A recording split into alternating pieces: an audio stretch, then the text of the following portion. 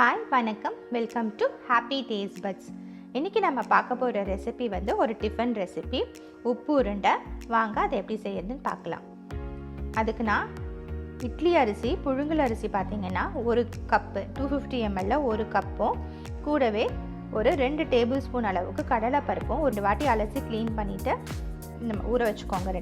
Minimum 2 hours ஊறினா நமக்கு கொஞ்சம் சாஃப்டாக கிடைக்கும்.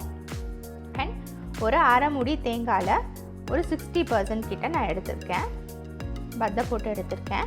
இப்போ இது எல்லாத்தையும் சேர்த்து நம்ம மிக்சியில் ஒரு கோர்ஸ் பேஸ்ட்டாக அரைச்சி எடுத்துகிட்டு வந்துடுவோம்.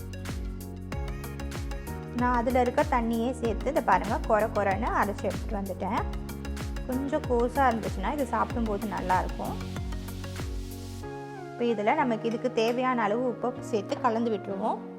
ஸோ தட் இது ஈவனாக நமக்கு டிஸ்ட்ரிபியூட் ஆகும். அதுக்காக தான் நான் இன்றைக்கி 3/4 டீஸ்பூன் அளவுக்கு உப்பு சேர்த்துருக்கேன். இப்போ நம்ம டிஷ்ஷை செய்ய ஆரம்பிச்சிடலாம். நான் ஒரு 2 டீஸ்பூன் அளவுக்கு ஆயில் ஊற்றிருக்கேன். கடுகு ஒரு அரை டீஸ்பூன், உளுந்து ஒரு அரை டீஸ்பூன், முந்திரி பருப்பு இது டோட்டலி ஆப்ஷனல். கடுகு பொரிஞ்சு இந்த பருப்பெல்லாம் செவந்து வர வரைக்கும் நம்ம இதை வறுத்துக்கலாம். கடலைப்பருப்பு ஒரு அரை டீஸ்பூன், 3 காஞ்ச மிளகா குட்டி குட்டியாக கிள்ளி வச்சுருக்கேன்.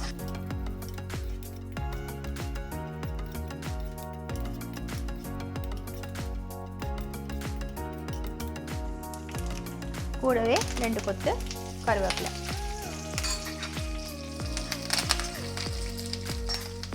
பருப்பெல்லாம் செவந்துருச்சு.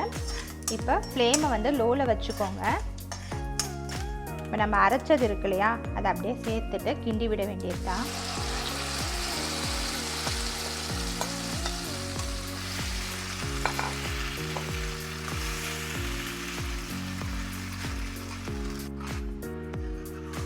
இது ஓரளவுக்கு ஒரு 60% கிட்ட வெந்து இது சுருண்டு வரும். அது வரைக்கும் இதை நம்ம கலரிட்டே இருக்கணும்.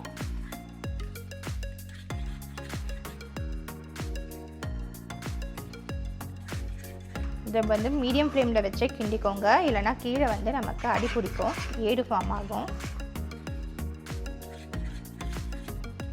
நான் அதை ஊற வச்சுருந்தேன் இல்லையா தண்ணி, அதையே சேர்த்து நான் அரைச்சிட்டேன். அந்த தண்ணியே எனக்கு கரெக்டாக இருந்துச்சு.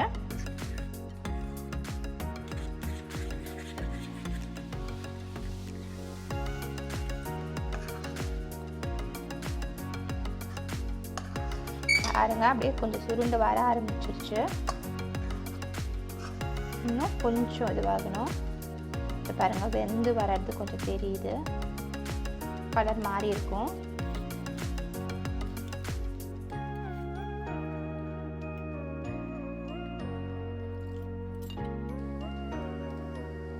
ஒட்டலை இந்த பதத்துக்கு, இதுதான் பதம். பாருங்க, நல்லா பால் மாதிரி அப்படியே உருண்டு வந்துருச்சு நம்ம போட்டது. ஸோ இதை நம்ம ஆஃப் பண்ணிவிட்டு ஆறின உடனே இட்லி சட்டியில் உருண்டை பிடிச்சி ஸ்டீம் குக் பண்ண வேண்டியது தான். கொஞ்சம் ஆறின உடனே கை வைக்கிற அளவுக்கு சூடு வந்ததுக்கப்புறமா கொஞ்சம் கொஞ்சமாக எடுத்து நம்ம பால்ஸ் பிடிச்சிக்கலாம். உங்களுக்கு எந்த சைஸ் வேணுமோ, நம்ம பிடிக்கிற சைஸ்க்கு ஏற்ற மாதிரி, பால்ஸோட சைஸ்க்கு ஏற்ற மாதிரி பார்த்திங்கன்னா குக்கிங் டைம் வேரி ஆகும். அவ்வளவுதான். இந்த மாதிரி பிடிக்கும்போது 15 to 18 minutes ரெடி ஆகிடும் நமக்கு. எண்ணெய்லாம் தடவை வேண்டாம், அப்படியே நம்ம வச்சுக்கலாம். ஏன்னா இதில் தேங்காய் இருக்குங்கிற போது அதில் இருக்க ஃபேட்டே நமக்கு ஸ்டிக் ஆகாது.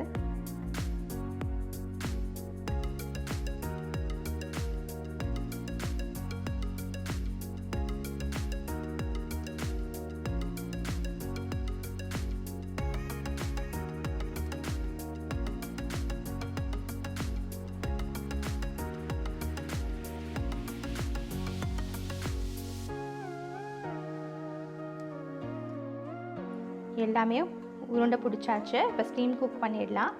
இட்லி குக்கர் ரெடியாக வச்சாச்சு, ஸ்டீம் வர ஆரம்பிச்சிருச்சு. இதை வச்சுட்டு ஒரு 20 minutes, மேக்ஸிமம் 20 minutes ஆகும். பட் நம்மளோட பால் சைஸ்க்கு 18 minutes குக் ஆகிடும். மீடியம் ஃப்ளேம்லேயே வைக்கிறேன்.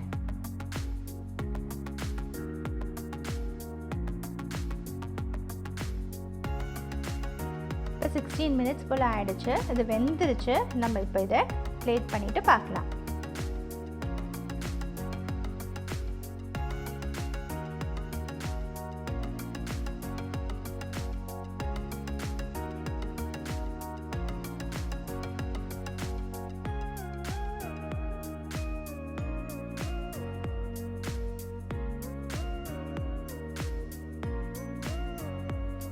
இதுக்கு சைட் டிஷ் பார்த்தீங்கன்னா இட்லி மிளகாய் பொடி சூப்பராக இருக்கும். நல்லெண்ணெயில் குழச்சி நான் வச்சுருக்கேன்.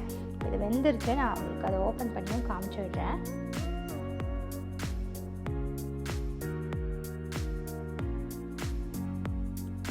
இந்த ரெசிபி நீங்களும் கண்டிப்பாக ட்ரை பண்ணி பாருங்கள். ரெகுலராக சாப்பிட்ற இட்லி தோசைக்கு பதிலாக கொஞ்சம் ஒரு டிஃப்ரெண்ட்டான ஒரு ரெசிபி. அண்ட் ட்ரை பண்ணிவிட்டு எப்படி வந்துச்சுன்னு எனக்கு கமெண்ட் பாக்ஸில் சொல்லுங்கள். இந்த ரெசிபி உங்களுக்கு பிடிச்சிருந்துச்சுன்னா லைக் பண்ணுங்கள், ஷேர் பண்ணுங்கள் அண்ட் மறக்காமல் நம்ம சேனலுக்கு சப்ஸ்கிரைப் பண்ணுங்கள். அப்படியே பெல் ஐக்கானையும் ப்ரெஸ் பண்ணிவிடுங்க. தேங்க்யூ.